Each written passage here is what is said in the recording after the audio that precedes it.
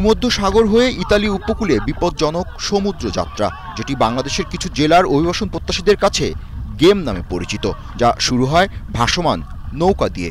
মাদারীপুর শরীয়তপুর থেকে যেতে হবে ইতালি, উপায় গেম হাউস। শব্দগুলোর সাথে পরিচিত হতে আমাদের যাত্রা শরীয়তপুরের পথে। 3 করা জায়গা আমি 6 লাখ টাকা বিক্রি করে লাইছি। বেচার পরে ওরে 5 লাখ টাকা দিলাম। যেদিন দিছি এর পরের দিন কইল কি ইয়াতে উঠাই দিম, শিপে উঠাই দিম। দালালের সাথে কথা বলছি, কয় কি আমার 8 লাখ টাকা লাগবো গেম দিতে। 8 লাখ দেশ আনতে লাগবে 2 লাখ, আর যদি ওই জায়গাতেই গেম দেই তাহলে 8 লাখ টাকা ছাড়। উন্নত জীবনের জন্য ঝুঁকি নিয়ে অবৈধ পন্থায় কষ্ট করে বিদেশ যাত্রা করেছেন এ অঞ্চলে এমন মানুষের সংখ্যা নেহায়েত কম নয়। সোহেল সর্দার তার বর্ণনাও দিলেন। অভাবে তাদের বসবাসের স্থান যেমন নুয়ে পড়েছে, তেমনি শোকে ভেঙেছে বুকের পাঁজর। ওই দেশে ঠিক মতন খাওয়ান দেয় নাই, কয়েকদিন পরে দেশে পাঠাইবো বলে আবার জেলখানায় নিছি। জেলখানায় নেওয়ার পরে আবার টাকা লাগছে 2 লাখ করে। দুবাই থেকে আমাদের মিশন নিল।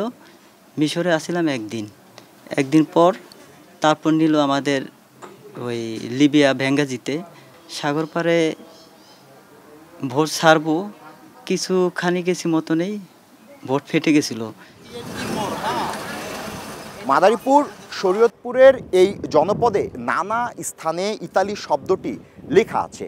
এতে সহজেই অনুমান আর আন্দাজ করা যায় যে সেদেশ থেকে এই জেলাগুলোতে বিশাল অঙ্কের বৈদেশিক আয় বা রেমিটেন্স আসে।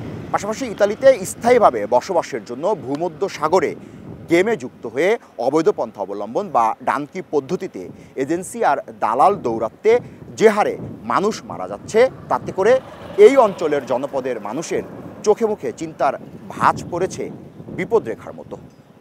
এমন খবরের কাগজেও শিরোনাম হয় বারবার। কিভাবে মানুষ মরে যায়, সাগরে ডুবে যায় স্বপ্নগুলোকে বাঁচাতে।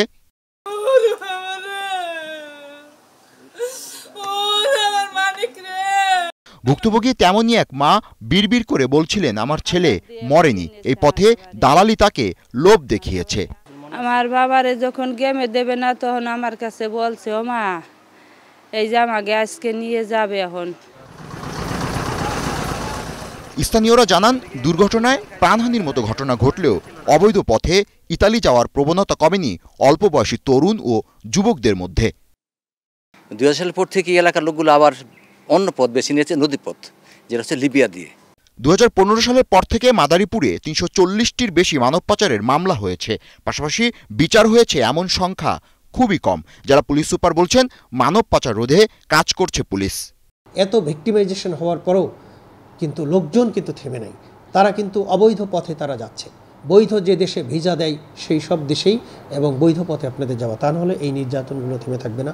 মামলাগুলোর বিষয়ে আমাদের হাতে এখনও কিছু মামলা আছে, আমরা তদন্ত করছি এবং কিছু মামলা আমরা জানি আবার হবে, কারণ এই অপরাধগুলো একেবারে থেমে গেছে, বিষয়টা এইরকম না। আর মন্ত্রী বললেন, কালো তালিকা হচ্ছে এজেন্সির ব্যাপারে। সঠিক তথ্য নিয়ে এবং আমরা এগুলোর ব্যাপারে আমরা তথ্য নেওয়ার চেষ্টা করতেছি। যেখানেই সমস্যা হবে সেই সমস্যার সমাধানের লক্ষ্যে আমরা কাজ করব। ব্র্যাকের কর্মকর্তা বলছেন, যুবকরা মৃত্যুর মুখে পড়ে যাচ্ছে, আর এই পথে সারা বছরই একটা শক্তিশালী সিন্ডিকেট তাদের উৎসাহিত করে। শুনলে অবাক হবেন, শরীয়তপুরে আপনি একটা গ্রামের নাম পাবেন ইতালিপাড়া। তারা অন্যকে প্রলুব্ধ করে, অমুক দিন আমাদের একটা নৌকা ছাড়বে, অমুক দিন গেম হবে। এখন মারা যে যায়, প্রাণহানির ঘটনা ঘটে, আপনি সেইগুলো তো আসলে কেউ দেখে না বা জানে না। তারপর যদি সে কোনোভাবে পৌঁছায়, তাকে কিন্তু গ্রেপ্তার বা অনিয়মিত পন্থায় থাকার কারণে আনডকুমেন্টেড একটা অমানবিক জীবনযাপন করতে হয়।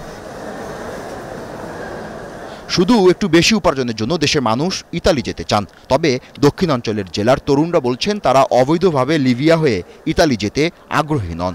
এমন মানসিকতা গড়ে উঠলে কমে আসতে পারে ভূমধ্য সাগরে নির্মম প্রাণহানি। জাবেদ আব্দুল্লাহ, এখন শরীয়তপুর। শিয়া বাটার, অ্যালোভেরা ও ভিটামিন ই সমৃদ্ধ লিলি বিউটি সোপ।